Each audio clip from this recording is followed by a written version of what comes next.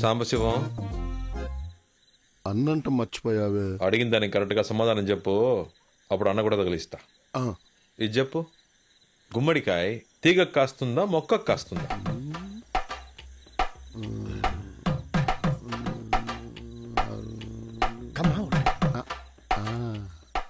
రెండిటికి కాయదు, చెట్టుకే కాస్తుంది.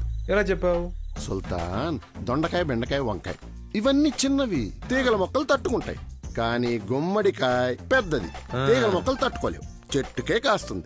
బ్యూటిఫుల్. చెట్టుకి గుమ్మడికాయ. అవును సుల్తాన్, మనకి నుంచి తెలియదు. అయితే రక్తం చిందిస్తారు గాని చెవట చిందించరు. తలలు తీసేయడం మీకు ఈజీ, వ్యవసాయం మీకు కష్టం. గుమ్మడికాయ దేనికి కాస్తుంది, ఎలా కాస్తుంది అది మాత్రం తెలియదు. ఇప్పుడు చెప్తున్నా, నేనే పని చెప్పినా చేస్తానని చెప్పారు కదా, ఇంకా మీ పని వ్యవసాయమే.